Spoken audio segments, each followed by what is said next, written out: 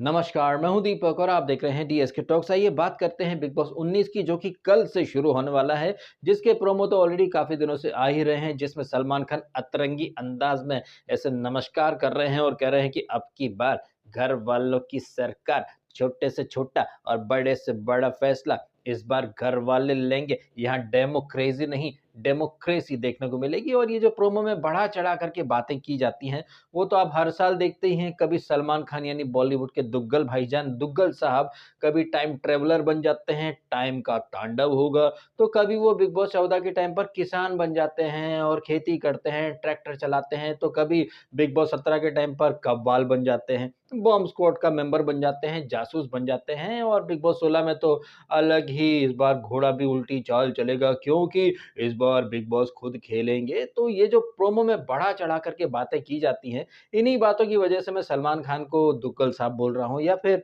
हर season तो बोलता ही हूँ कि सलमान खान की बातें इज़ इक्वल टू गधे की लातें। लेकिन अफ़सोस की बात है कि बिग बॉस के इतने सारे सीज़न्स फ़ॉलो करने के बाद, देखने के बाद भी कई सारे लोग जो हैं वो ऊल-जलूल हरकतें करना शुरू कर देते हैं, जस्ट बिकॉज़ एक प्रोमो देखा या किसी अबरी-छबरी ने कोई खबर उड़ा दी कि भई इस बार बिग बॉस जो है वो कलर्स पर नहीं आएगा, इस बार सलमान खान बिग बॉस को होस्ट नहीं करेंगे। हर साल ऐसी खबरें आपको सुनने को मिलती हैं। हर साल आपको अफलातूनी प्रोमो देखने को मिलते हैं, थीम के बारे में कुछ बातें सुनने को मिलती हैं, तो oh my God shocking, oh my God it's confirm, ये होगा, वो होगा, जबकि होता क्या है, वही ढाक के तीन पात और वही चीज़ें आपको इस बार भी देखने को मिलेंगी। कई सारे कंटेस्टेंट जिनके बारे में खबरें बताई जा रही हैं कि ये आ रहा है, वो आ रहा है, क्या पता वो कंटेस्टेंट आपको देखने को ही ना मिले। कुछ ऐसे सेलिब्रिटी कपल्स जो शायद कभी रिलेशनशिप में रहे हों, उन्हें बिग बॉस में ज़बरदस्ती ठूँसा जाएगा, नहीं तो वाइल्ड कार्ड बना कर के भेजा जाएगा। और कुछ और नहीं तो कलर्स कोटे से कुछ एक्टर्स को घुसेड़ दिया जाएगा, जो शायद एक शो में साथ में काम कर रहे होंगे या कहीं पहले कुछ काम किया होगा साथ में, उन्हें कपल बना कर के भेज दिया जाएगा। जैसे कि बिग बॉस 16 में आपने उडारियाँ वाला कपल देखा था, वो जग्गा अपने मग्गा को लेकर के आई थी, लेकिन अब आप देख लीजिए 2 साल के बाद जग्गा अलग, मग्गा अलग। इनफैक्ट मग्गा उर्फ अंकित गुप्ता ने तो फराह खान का जो वो अपना व्लॉग बनाती है, उसमें इसने मग्गा ने क्या बोला कि भाई मैं तो सिंगल था और मैं सिंगल ही हूँ, मैं तो बिग बॉस में जाना भी नहीं चाहता था, लेकिन मेकर्स ने कहा कि तुम्हारा जो अगला शो है जुनूनियत, वो बिग बॉस के बाद में शुरू होगा, तब तक थोड़ा हाइप बना लो, अपनी नई फैन फॉलोइंग बना लो। इसके चलते सरगुन ने और उडारियां के जो मेकर्स थे, उन्होंने कहा कि भाई उडारियां खत्म हो रहा है, तू अभी बिग बॉस में चला जा, टाइम पास कर। लेकिन उस सीजन में आपने देखा कैसे उस फेक कपल को लोगों ने बहुत ज्यादा मतलब रियल मान लिया। और वो जग्गा जो थी वो तो भाई कितनी फेक थी, अंदर शो के वो उसको मग्गा को अपने हाथ से खाना खिलाती थी, कैसी नौटंकी रची थी उन सब ने। उसके बाद आपने देखा बिग बॉस 17, जिसमें वापस से एक उडारियां कपल ठूंसा जाता है, वो चिंटू, चिंकी और वो अभिषेक का लव ट्रायंगल थोपा गया था। कहने का मतलब है कि वही एक टेम्पलेट जो है वो मेकर्स फॉलो करते हैं। कुछ कलर्स कोटे के लोग आएंगे जो कि एक दूसरे को पहले से जानते होंगे, या तो उनका 36 का आंकड़ा होगा या उन्हें कपल के तौर पर प्रस्तुत किया जाएगा। और जो कलर्स का टेम्पलेट बन चुका है, तो कोई बॉलीवुड का एक्स सेलिब्रिटी जो शायद आजकल काम उसे नहीं मिल रहा है, जैसे कि वो शिल्पा शिरोडकर, पूजा भट्ट, उसी कोटे से किसी एक सीनियर सिटीजन को ठूस दिया जाएगा। कोई रैपर बिरादरी का होगा, तो कोई गांव देहात को रिप्रेजेंट करने वाला होगा, तो कोई सोशल मीडिया को रिप्रेजेंट करने वाला होगा, वो यूके द जोकर राइडर की तरह या छपरिस्तान की तरह या मुन्ना जिहादी की तरह, जिसकी एक लबरेज वाली फैन फॉलोइंग होगी। उस फैन फॉलोइंग को इनकैश करने के लिए कहीं ना कहीं मेकर्स उस एक कंटेस्टेंट को जलील भी करेंगे, ह्यूमिलेट भी करेंगे, टीआरपी के लिए यूज भी करेंगे। उसके फैंस जो है वो हर वीक अलग अलग ट्रेंड करेंगे, justice for him, vote for him. और जब उसे बगैर वोटिंग के हटा दिया जाएगा तो अनइंस्टॉल जियो सिनेमा, गालियां देंगे, जैसे लवड़केश कटारिया या रजत दल्ला एल्विश आर्मी को रिप्रेजेंट कर रहे थे, फिर उन्हें बगैर वोटिंग के उड़ा दिया गया। कहने का मतलब ये है कि बिग बॉस के पीछे की सीजन्स में जो कुछ भी हुआ है, जो एक टेम्पलेट है, आप इसे एक स्क्रिप्ट कह सकते हैं, जो एक ताना बाना बुना गया है ना, बस उस ताने बाने में नए लोगों को फिक्स कर दिया जाता है, फिट कर दिया जाता है। लेकिन इतना सब देखने के बावजूद फैंस ऐसे रिएक्ट करते हैं कि बाप रे, कौन सा अजूबा आने वाला है, संसार में एक 8वां 10वां अजूबा पैदा हो गया है, शॉकिंग रॉकिंग फलाना कंटेस्टेंट आ रहा है, ये ऑफिशियल है, वो कंफर्म है। भाई ये सब झुंझुने वाली बातें हैं। आपको कहीं ना कहीं आपकी कम बुद्धि का इस्तेमाल करने की ये लोग कोशिश करते हैं, आप लोग उनके झांसे में आ जाते हैं। ऐसा करने से बचना चाहिए, क्योंकि टाइम के साथ आदमी इवॉल्व होता है, आदमी की सोच मैच्योरिटी बढ़ती है। लेकिन नहीं, बिग बॉस के जो फैंस है वो तो अभी भी कुएं के मेंढक जैसे बन के रहना चाहते हैं। किसी ने बोल दिया ये आ रहा है तो मान लिया ये आ रहा है, किसी ने बोल दिया कि इस सीजन में डेमोक्रेसी होगी, अब की बार घर वालों की सरकार। तो अब से पहले के जो सीजन थे उसमें किसकी सरकार चलती थी? आपने हर बार देखा है कि घर के अंदर जब ये 15-16 लोग घुसते हैं, तो 2 ग्रुप बन जाते हैं और दोनों ग्रुप जो है वो कप्तान बनने के लिए टास्क करते हैं, लड़ते हैं और जिस ग्रुप का कप्तान होता है, उन्हीं की सरकार चलती है। तो ये जो प्रोमो में सलमान खान बोल रहे हैं, इसमें नया क्या है? इसमें नया कुछ भी नहीं है, लेकिन इसके बावजूद ये थीम होगी, असेंबली रूम होगा, घरवालों की सरकार होगी, छोटे से छोटा, बड़े से बड़ा फैसला घरवाले करेंगे। भाई आपने पहले भी देखा है। यही नहीं, बिग बॉस 17 की एक घटना आपको याद होगी जिसमें कि वो यूके रेड जिसको कि जेलविश आर्मी का सपोर्ट था और उसके खुद के भी काफ़ी फॉलोअर्स थे, तो कैसे उस इंसान को जिसे भारी भरकम फैन फॉलोइंग का सपोर्ट है, उसे रास्ते से हटाने के लिए कैसे वो चिंकी ईशा मालवीय जो कप्तान थी उसे अधिकार दिया गया था किसी एक को बाहर फेंकने का, तो कैसे मतलब जो वहाँ पर कप्तान बनता है, उस ग्रुप के लोगों को अधिकार मिलते हैं, तो वही चीज़ आपको यहाँ पर भी देखने को मिलेगी लेकिन जनता को बेवकूफ़ बनाने के लिए इस बार डेमोक्रेसी, अब की बार घरवालों की सरकार, छोटे से छोटा, बड़े से बड़ा फैसला घरवाले करेंगे। अरे यार! कभी कहते हैं कि सारा फैसला जो है वो लेने का अधिकार घरवालों को होगा। एट द सेम टाइम कभी बिग बॉस ओटीटी सीज़न 2 का जब प्रोमो आया था, तो असली पावर है जनता के पास।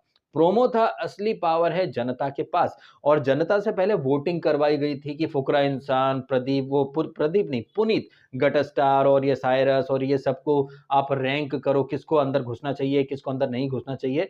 ऐसा ही एक वोटिंग का झुंझुना अभी भी आपने देखा वो फुद्दू फटरीना का भाई शहबाज और एक और कोई यूट्यूबर है, इनके बीच में वोट करवाए जा रहे हैं, तो लोग लग गए भाई बिग बॉस के इतिहास में पहली बार अब जनता को अधिकार मिला है किसी को अंदर भेजने का। रियली पहली बार? एक्चुअली में क्या है ना कि हमारे देश के नेता यानी पॉलिटिशियंस और अभिनेता यानी कि बॉलीवुड के लोग या टीवी इंडस्ट्री के लोग, उन्हें अच्छे से पता है कि हमारे देश की जो जनता है ना वो गजनी मोड में रहती है। अगर आप याद करें तो बिग बॉस 12 में भी एक वो जीएसटी कलेक्टर थी और कोई रोशनी करके थी, बाकी सब तो घुस गए थे। इन दोनों का फैसला वोट पर छोड़ दिया गया था कि जनता वोट करेगी और जीएसटी कलेक्टर और रोशनी में कौन शो के अंदर जाएगा और आपने देखा कि दोनों के दोनों शो के अंदर घुस गए थे। उसी तरह से यहाँ पर भी वो फुद्दू फटरीना का भाई और एक जो यूट्यूबर है जिनके लिए वोटिंग करवाई जा रही है। आप देखिए प्रोमो में सलमान खान कह रहे हैं कि सारे जो फैसले हैं वो घर वाले करेंगे, लेकिन ये जो 2 कंटेस्टेंट हैं ये अंदर जाएँगे या नहीं, ये फैसला जनता करेगी। जबकि हकीकत में क्या है भाई इन दोनों को अंदर घुसना है। इन्हें तो ये भी पता है कि कितने दिन तक घुसना है, किसको कौन-सा कैरेक्टर प्ले करना है,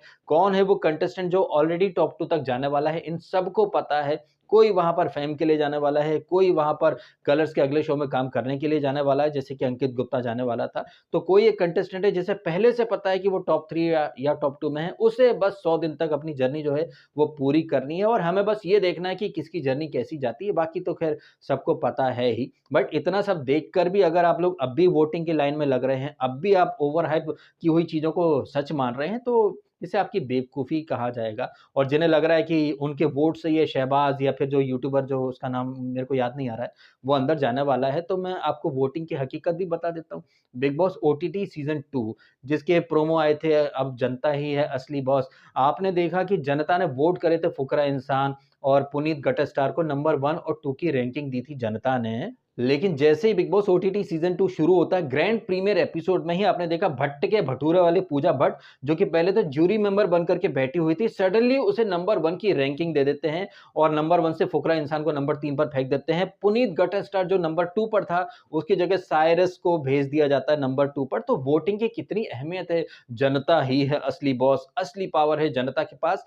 तो ये कैसे एक बहुत बड़ा जुमला साबित कर दिया सलमान खान इन मेकर्स ने और through out the season Pooja Bhatt ने वहाँ पर इतना घमंड दिखाया था कि जैसे वो बिग बॉस के घर में नहीं है, वो बिग बॉस का घर जो है वो भट्ट हाउस बन चुका और बाकी सारे कंटेस्टेंट कहीं न कहीं महेश भट्ट के घर में आकर के रह रहे हों, इस तरीके से वो बिहेव कर रही थी।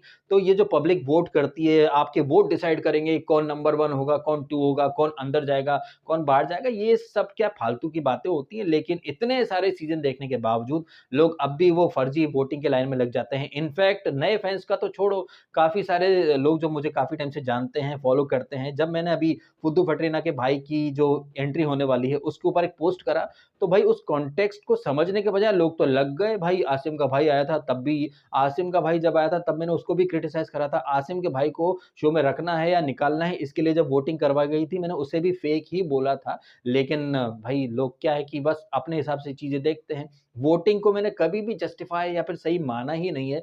करणवीर मेरा फ़ेवरेट था, लेकिन वो जिता दिया गया मेकर्स के द्वारा। उसे पब्लिक को लगता होगा कि पब्लिक ने जिताया, जबकि देखा जाए तो पब्लिक के सबसे ज़्यादा वोट तो रजत दल्ले को आए थे, लेकिन रजत दल्ला नंबर 3 पर था और मेकर्स की जो स्क्रिप्ट थी, उसके तहत विविन डिसन उर्फ टट्टी मिनिस्टर ऑफ सीजन 18 वो बाय डिफ़ॉल्ट नंबर 2 पर था, तो उसे नंबर 2 पर ही रखा गया। सारा खेल मेकर्स खेलते हैं। तमाम बातों का निचोड़ ये है कि शो में कब क्या होना है, कैसे होना है, ये अल्टीमेट कॉल मेकर्स ही लेते हैं। लेकिन लोग जो हैं, वो मेकर्स के खेल को समझने के बजाय अपने-अपने फ़ेवरेट के लिए इतने बेकरार हो जाते हैं, बेसब्र हो जाते हैं कि एक अंधी भेड़-चाल में शामिल हो जाते हैं। और मेरा फ़ोकस उस भेड़-चाल में नहीं, मेरा फ़ोकस हमेशा से मेकर्स के एजेंडे और मेकर्स की नीयत पर ही रहता है कि वो कब, क्या और क्यों और कैसे करना चाहते हैं, क्या मैसेज देना चाहते हैं। जैसे कि पिछले सीज़न में करणवीर मेहरा को ट्रॉफ़ी दे कर के मेकर्स ने एक मैसेज दिया कि भले ही आप बड़ी फैन फॉलोइंग लेकर के आए होंगे, बट अगर हमें किसी इंसान को विनर बनाना है, तो भले ही आपको वोट ज़्यादा आए होंगे, हम उसी इंसान को विनर बनाएँगे। तो कभी छपरी स्टैन को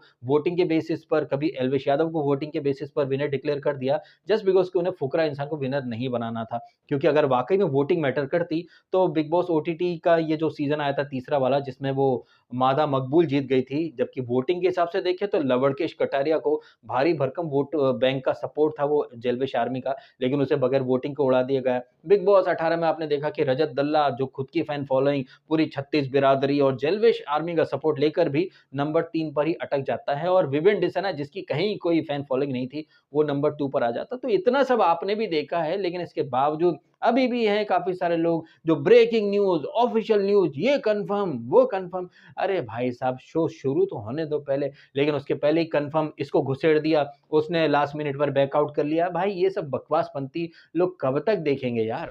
खैर, जो लोग अंधी भेड़-चाल में चलते हैं, उनका तो भगवान भी कुछ नहीं कर सकते। आप बताइएगा कमेंट करके, जिस तरह से ये प्रोमो आया है, जिस तरह से सलमान खान अतरंगी तरीके से नमस्कार करके डेमोक्रेसी की बात कर रहे हैं, तो ये डेमोक्रेसी यानी कि सरकार, यानी कि एक घर का कप्तान वो अपनी एक सत्ता चलाता है, ये चीज़ें आपने हर साल देखी हैं। लेकिन वो तो बिग बॉस की तो आदत है ना कि कान को ऐसा पकड़ने के बजाय दुनिया भर में घूम कर आएँगे, फिर ऐसे कान पकड़ेंगे और बाहर बिठा देंगे अपनी कुछ ठुल्लों को, जो आपको दिन भर बरगलाते रहेंगे, ये आ रहा है, वो आ रहा है, दया बहन आ रही है, माइक टायसन, अंडरटेकर, पता नहीं किस-किस की तो एंट्री और किसका इविक्शन इन लोगों ने पहले ही करा दिया, जबकि ये सारी चीज़ आप हर सीज़न में देखते हैं। और इस तरह की फेक खबरें चलाकर ये लोग ना सिर्फ बिग बॉस को रिलेवेंट बनाए रखते हैं, बल्कि ये अबरी-छबरी खुद को भी रिलेवेंट बनाए रखते हैं, इस तरह की खबरें उड़ाकर कि भई अब कलर्स टीवी पर बिग बॉस नहीं आएगा। अरे कलर्स वाले बिग बॉस को क्यों छोड़ेंगे भाई साहब? कलर्स के लिए बिग बॉस एक सोने का अंडा देने वाली मुर्गी है, और आप तो जानते ही हैं कि कलर्स को सिर्फ बिग बॉस ही खींच रहा है, और खतरों के खिलाड़ी जो कि अभी डिले हो गया है, सुनने में आया कि वो जनवरी या फरवरी तक आ जाएगा वापस, बिकॉज़ कलर्स को सिर्फ खतरों का खिलाड़ी और बिग बॉस,